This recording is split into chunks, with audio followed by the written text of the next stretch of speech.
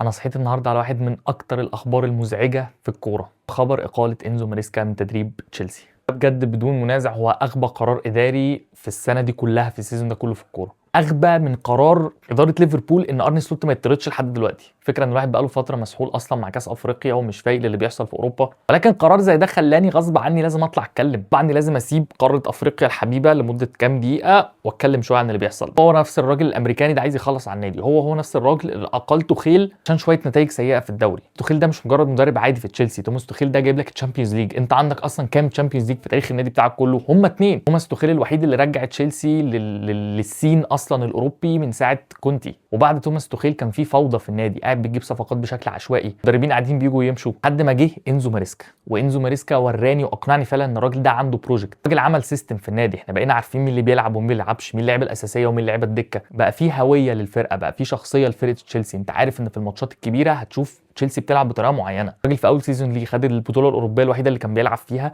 وتاهل للتشامبيونز ليج، وخد كاس العالم للانديه، كسب باريس سان جيرمان. كسب باريس سان جيرمان الفرقه اللي كانت يعني فشخ فرق اوروبا كلها. رغم ان السيزون ده انت بتعاني برضو من الفريق الاول بتاعك، واحد من احسن لعيبه العالم، هو ما لعبش لحد دلوقتي في السيزون ده، هو مصاب، وحتى لما بيرجع اوت اوف فورم. ورغم كل ده في السيزون ده انت لسه في المركز الخامس في التوب فايف. بتخسر ماتشات كتير، وفي ماتشات كتير بيبقى فيها علامات استفهام، بس ده طبيعي. وارتيتا لما مسك ارسنال كان اول سيزونين عاملين ازاي؟ كنت متحمس جدا لمشروع انزو ماريسكا. معدل اعمار الفريق ده اقل من 23 سنه. في مين كابتن الفريق دلوقتي؟ كابتن الفريق دلوقتي هو ريس جيمس. انت ممكن تبقى متخيل ان ريس جيمس ده سنه كبير مثلا عشان انت بتتفرج عليه بقالك حبه.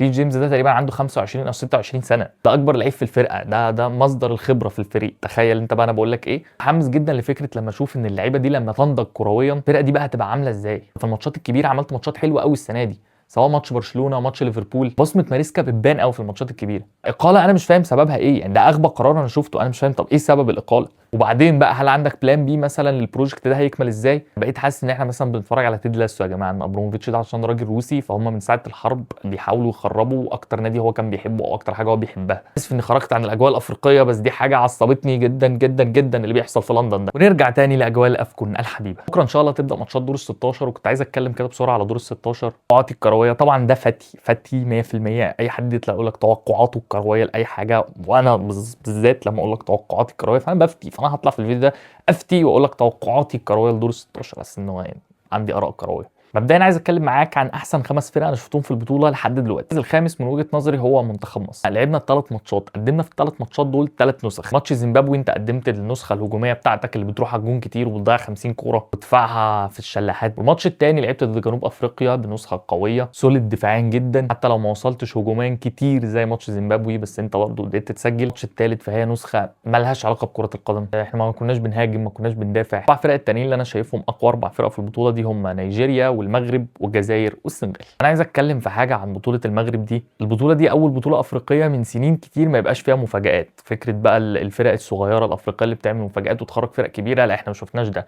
يا جماعه. الموضوع عادي جدا، الفرق الكبيره هي اللي كسبت. هو ده اللي حصل في دور المجموعات، بسبب ان فعلا المغرب منظمه البطوله كويس، الملاعب نظيفه، الاقامه كويسه، مفيش مشاكل، مفيش سحر، مفيش حوازه، الحاجات اللي كانت بتحصل في الكاميرون في 2022 دي. بدايه كده عايز اتكلم على ماتش السنغال والسودان، ماتش ما بين منتخبين عربيين. ايوه منتخبين عربيين يا جماعه. السنغال خلاص، السنغال بقت رسميا دوله عربيه.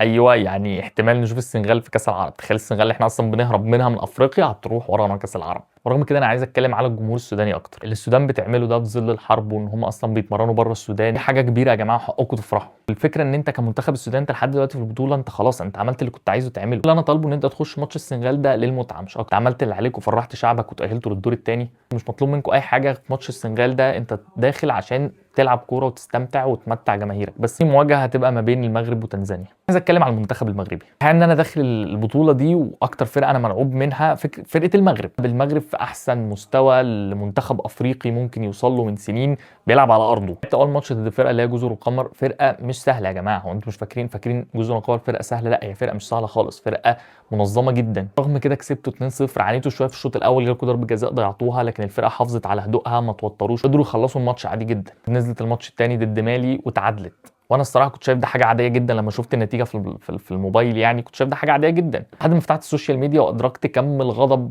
اللي الناس بتتكلم على سن المغرب خسرت مثلا. يا جماعه الضغط اللي على المنتخب المغربي مرعب، لدرجه ان انت لما تتعادل ضد فرقه زي مالي، وهي فرقه رخمه جدا اصلا، وانت متصدر المجموعه وكسبان الماتش اللي قبله وتكسب الماتش اللي بعده، الناس كلها تتكلم عن التعادل ده. فكره ان وليد الركراجي بعد ما الراجل خد مركز رابع في كاس العالم يتقال له انت لو ما خدتش البطوله دي، ما خدتش بطوله افريقيا اللي المغرب ما خدتهاش غير مره واحده اصلا في تاريخها، هتتقال.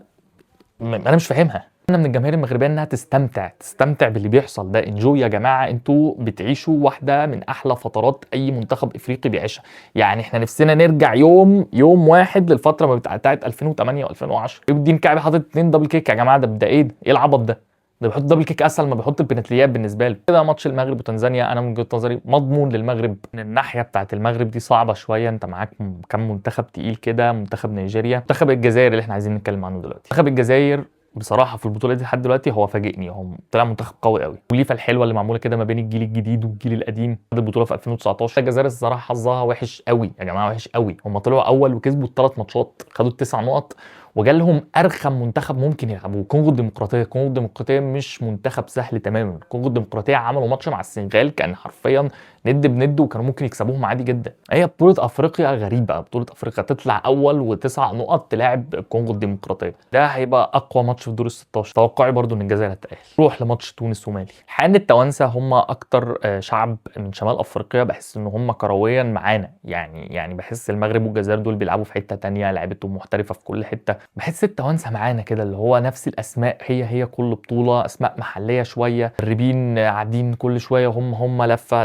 بتاعت الدوري المصري بتاعتنا دي هي اللفه. تونس بدات البطوله دي بشكل قوي قوي، بس بعد كده اللي حصل في ماتش نيجيريا جامده قوي برضه يا جماعه. نيجيريا جامده قوي، نيجيريا برضه انا شايفهم من اقوى المنتخبات المرشحه تاخد البطوله. حتى انت لما جالك فرصه تعوض وتدي الجماهير ثقه في ادائك قدام فرقه زي تنزانيا، ما كانش احسن حاجه. بس تونس ومالي ده هيبقى ماتش صعب جدا. اتوقع برضه تاهل المنتخب التونسي. اخر مواجهه عربيه هي اللي كلنا مستنيينها، هي منتخب مصر قدام بنين. ما فيهاش سسبنس يا جماعه بصراحه، من الاول كده متوقع تاهل منتخب مصر. ولكن الماتش ده هيبقى رخم. الماتش ده هيبقى رخم ليه بقى؟ احنا منتخب ما بيحبش يلاعب فرقه هي اللي بتدافع قدامك. احنا بنحب ان احنا نستقبل لعب ونقعد احنا ندافع ونستبسل بقى دفاعيا وجرينتا وبتاع مش عارف ايه والكلام ده مؤخرا هويه منتخب مصر. لكن احنا بنعاني جدا قدام الفرق الدفاعيه. انت عانيت قدام زيمبابوي، يعني تخيل زيمبابوي انت عانيت قدامها عشان انت سايبين لك الكوره وبيقول لك روح عليا وتعالى هاجم.